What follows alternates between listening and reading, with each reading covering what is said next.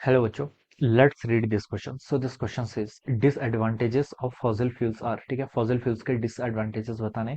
A option पे लिखा है scarcity of fossil fuels, B पे लिखा है आपका इंक्रीज्ड पॉल्यूशन लेवल, सी पे लिखा है आपका both A and B, and D is none of this. Alright, तो चलिए बच्चों, let's read start this question. So we can write the key concept of this question. इस क्वेश्चन का बच्चों की कॉन्सेप्ट आप क्या लिख सकते हैं? हमसे बोल रखा है कि फॉसिल फ्यूल के देखिए क्या होते हैं आपके डिसएडवांटेजेस क्या क्या है। ठीक है, और देखिए जो आपके फॉसिल फ्यूल्स हैं ये आपका क्या है, कन्वेंशनल सोर्स ऑफ एनर्जी। क्या है? कन्वेंशनल सोर्स ऑफ एनर्जी है। और ये आपका नॉन रिन्यूएबल कैटेगरी में आता है। कौन सी कैटेगरी में आता है? आपका नॉन रिन्यूएबल। यानी कि जो उसका रेट ऑफ प्रोडक्शन होता है वो क्या होता है आपका, काफी लो है as compared to the rate of absorption. ठीक है, जिससे हम क्या करते हैं, उसको कंजम्पशन कर रहे हैं। ठीक है, वो रेट काफी लार्ज है एज कम्पेयर टू द। तो इसके देखिए हम अल्टरनेटिव फाइंड आउट कर रहे हैं। ठीक है, हम क्या करते हैं, देखिए इसके अल्टरनेटिव, जैसे हम फॉसिल फ्यूल्स को देखिए बर्न काम, जैसे हम कोल कोल का यूज करते हैं। कोल से क्या होती है, आपकी इलेक्ट्रिसिटी जनरेट होती है।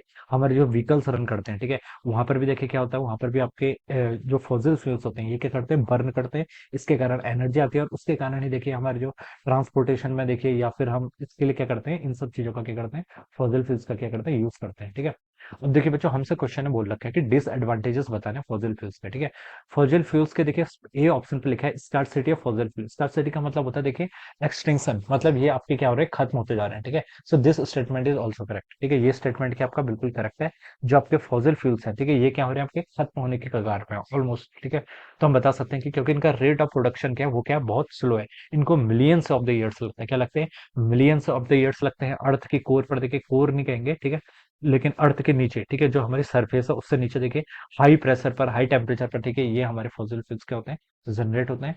और यहाँ पे लिखा है कि बी पे लिखा है increased pollution level. This statement is also correct. ठीक है, फॉसिल फ्यूल्स के देखिए जब हम कंजम्पशन करते हैं, इसके कारण क्या होता है, आपका पॉल्यूशन लेवल क्या होता है, इंक्रीज होता है। क्योंकि देखिए इससे क्या होती है, ऑक्साइड्स निकलते हैं। जो ऑक्साइड्स होते हैं किस किसके, सल्फर्स के ऑक्साइड होते हैं। ठीक है, नाइट्रोजन के ऑक्साइड्स होते हैं, carbon dioxide. These all are, ये कार्बन डाइऑक्साइड तो मेजर क्या आपके ग्रीन हाउस इफेक्ट गैस है। ठीक है, और कार्बन डाइऑक्साइड और सल्फर डाइऑक्साइड ये क्या है, ये आपकी एसिडिक रेन्स या फिर अदर प्रॉब्लम्स के लिए भी क्या करते हैं, आपकी क्रिएट करते हैं। हम बोल सकते हैं कि इससे क्या करता है, आपका ग्लोबल वार्मिंग क्या करती है, राइज करती है।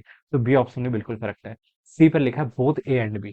तो इसका देखिए जो आपका जनरल सॉल्यूशन होना चाहिए वो क्या होना चाहिए, both A and B. C option correct होना चाहिए। डी पर लिखा है आपका नन ऑफ दिस, तो ये तो बिल्कुल ही रॉन्ग हो जाएगा। ठीक है, तो इसका जो मोस्ट अप्रोप्रिएट आंसर होना चाहिए वो क्या होना चाहिए, यहाँ से option C. Alright, so this would be the answer of this question. So I hope you all understood this concept. All the best and thank you so much.